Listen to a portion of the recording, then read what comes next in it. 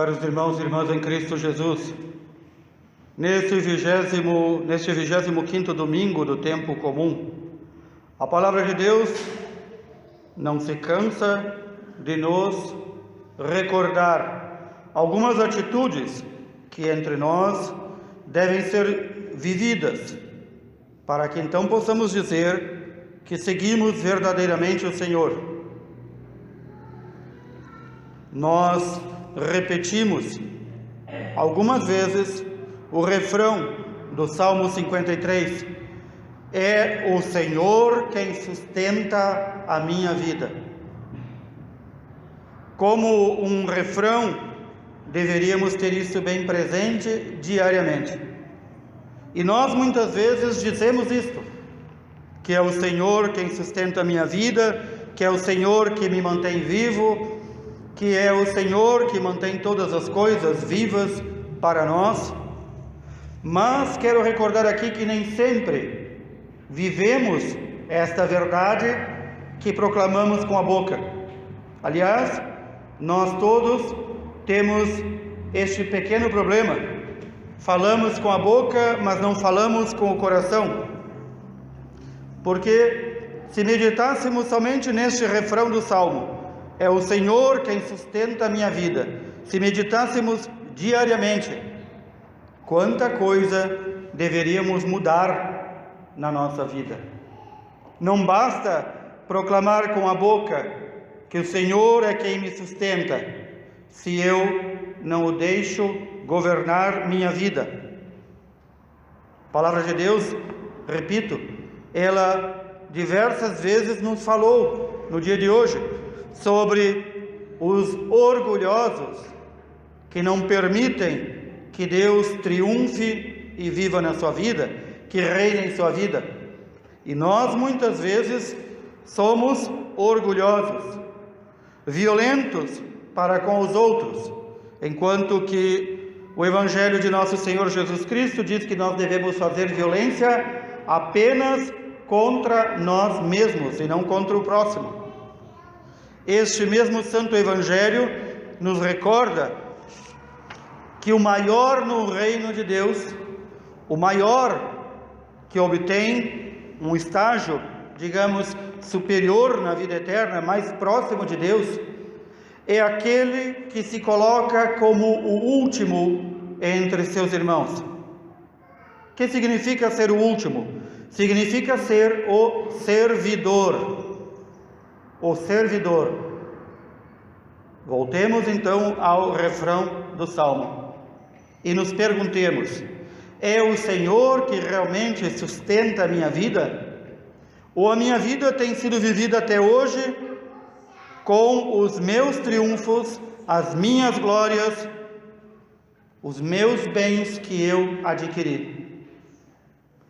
Este pequeno trecho da carta de São Tiago que ouvimos como segunda leitura, o apóstolo vai dizer: vocês realmente pedem, e pedem muito a Deus, mas não recebem.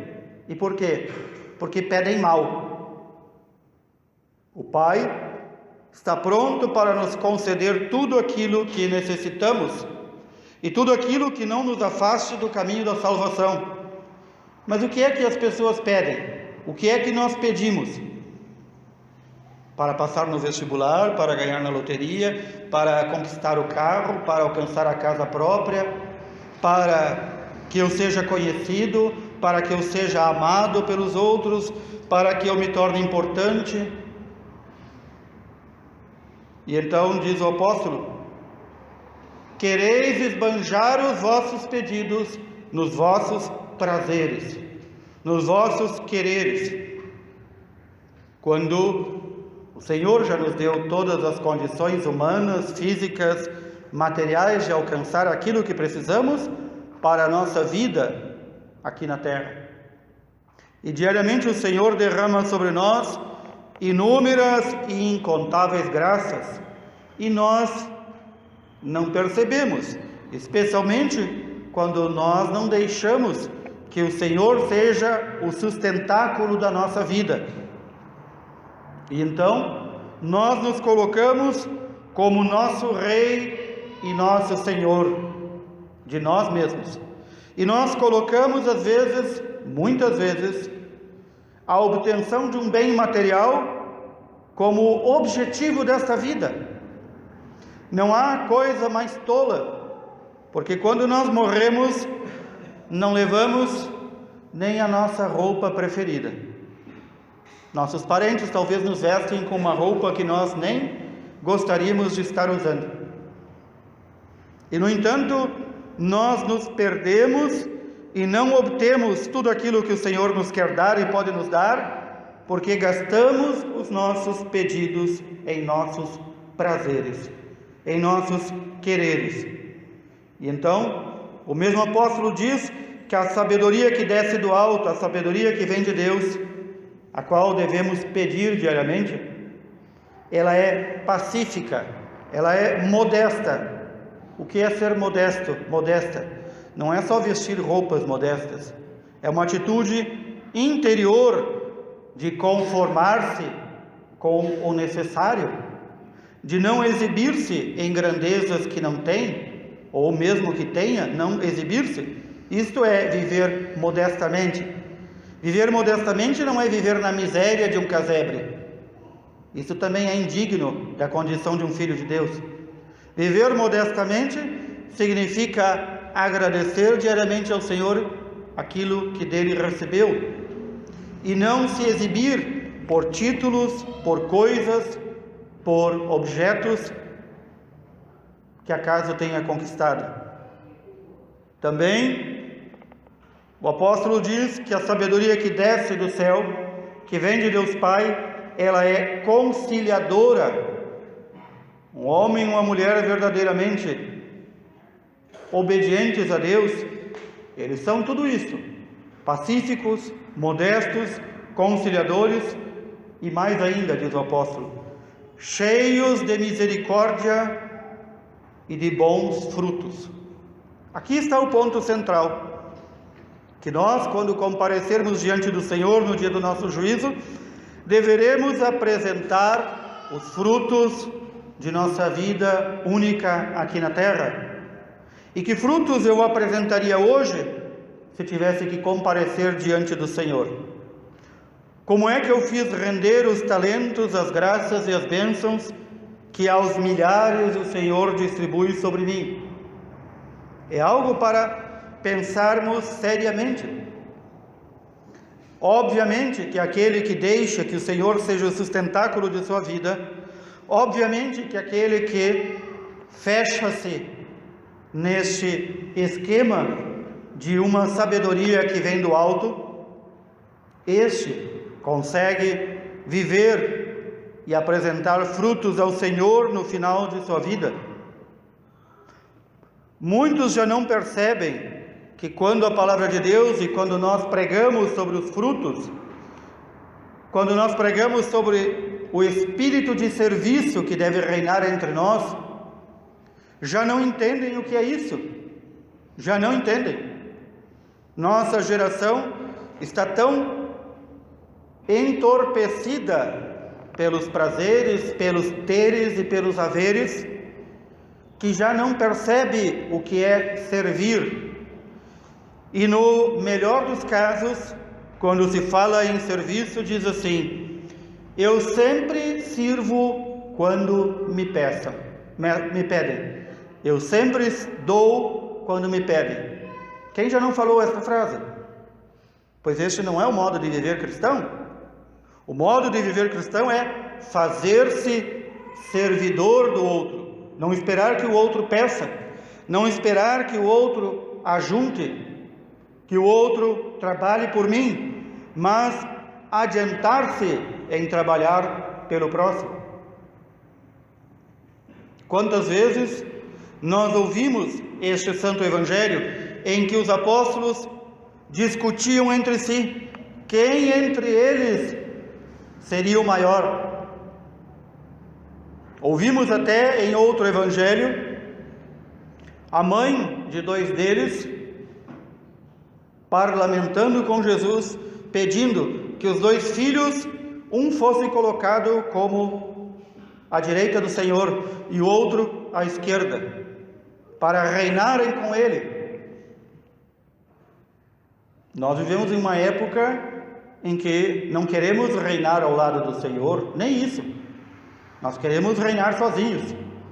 E queremos que Deus nos sirva. Que Deus nos sirva. Há muitos anos atrás ouvi uma expressão que somente como piada nós poderíamos continuar a dizê-la. Ouvi de alguém que dizia: que morra o mundo e que viva eu.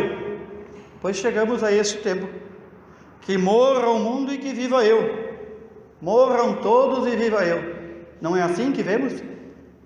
No trânsito, nas relações de trabalho, nas relações políticas e sociais. Primeiro o meu. Ou como diz aquela outra expressão, já que o pirão é pouco, primeiro o meu.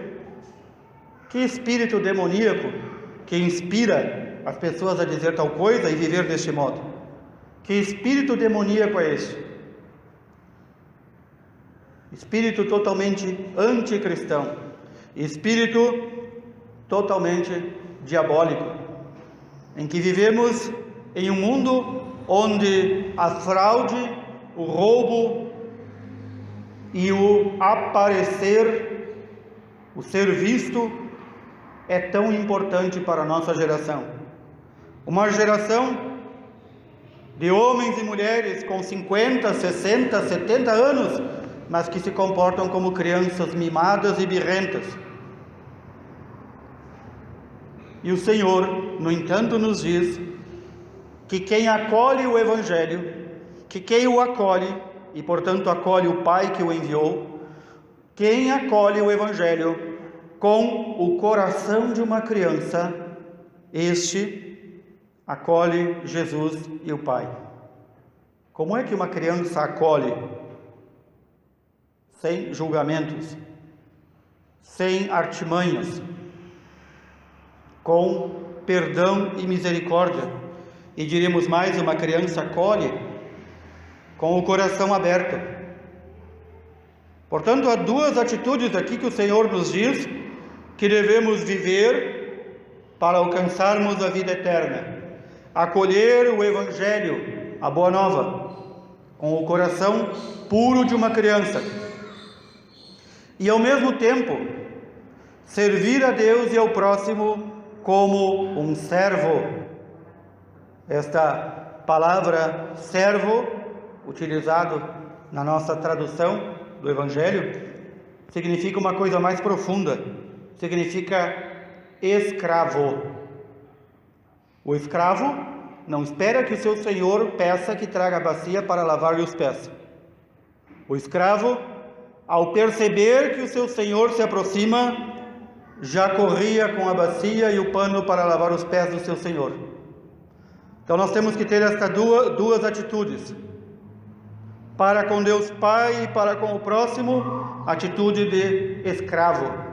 Adiantar-nos no serviço ao próximo. Não esperar que o próximo nos peça. Como podemos muitas vezes dizer em linguagem popular, quem quer achar o que fazer, acha. Assim é na igreja. Trabalho não falta. Serviço ao próximo não falta. São poucos que se colocam a serviço do próximo. São pouquíssimos. Quantas pastorais, assim chamamos o serviço ao próximo, que a igreja tem, e que nós vemos nas reuniões de pastoral as pessoas dizerem: estamos no fim, já não encontramos pessoas para servir ao próximo. O que significa isso? Que o amor a Deus vai diminuindo. E portanto temos aqui dois caminhos que temos que recordar. A primeira leitura do livro da sabedoria fala do justo, está falando de Jesus, o único justo. Está falando que o justo, só pelo seu modo de proceder, viver, andar entre os homens, é motivo de reprovação para eles. E por isso eles fazem de tudo para matá-lo.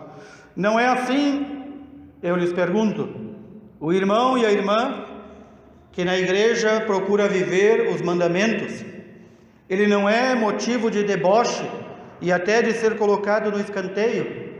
Não é assim aqueles poucos sacerdotes que procuram viver o sacerdócio integralmente.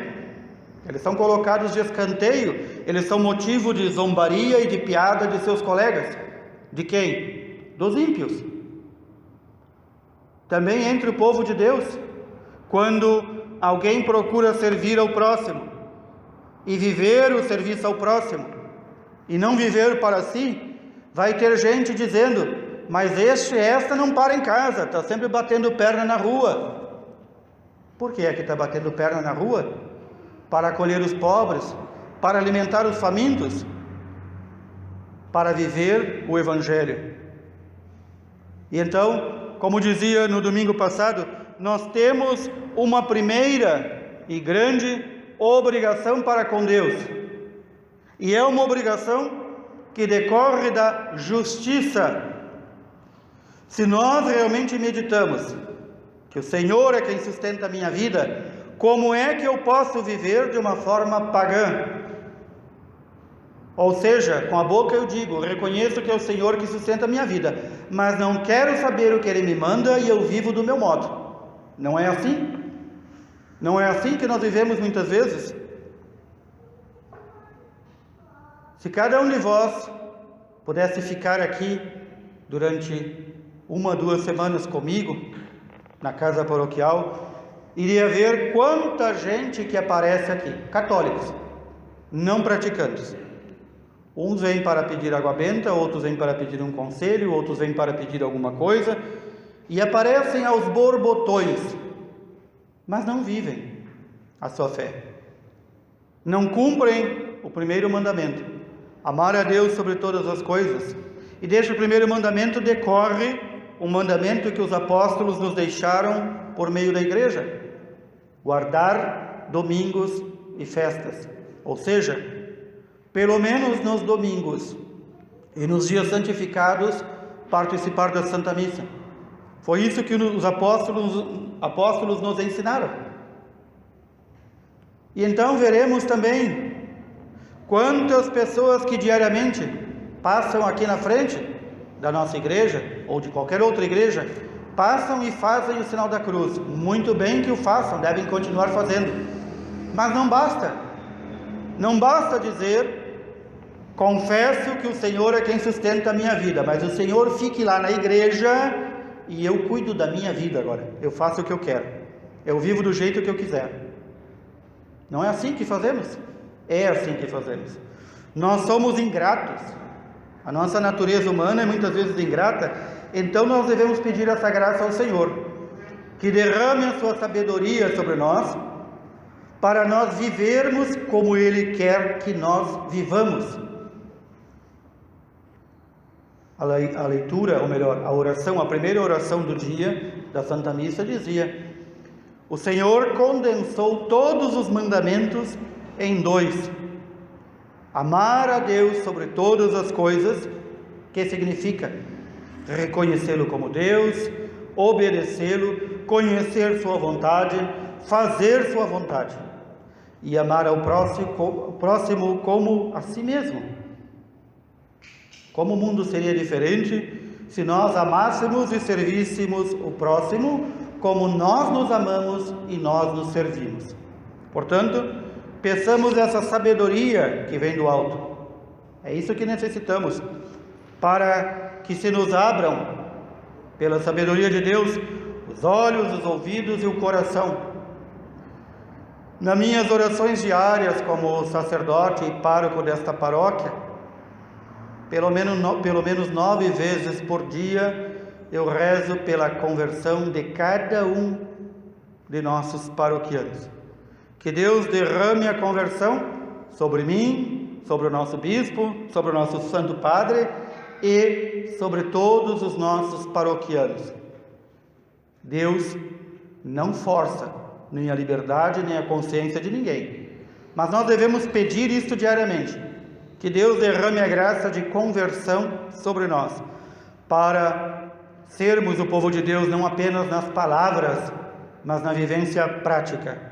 Que o Senhor assim nos conceda esta grande graça, de acolher o seu santo evangelho com um coração puro de criança, um coração confiante de criança, um coração misericordioso, rápido para perdoar como uma criança, e que nos tornemos a partir disto servidores e servidoras de nossos irmãos. Louvado seja nosso Senhor Jesus Cristo.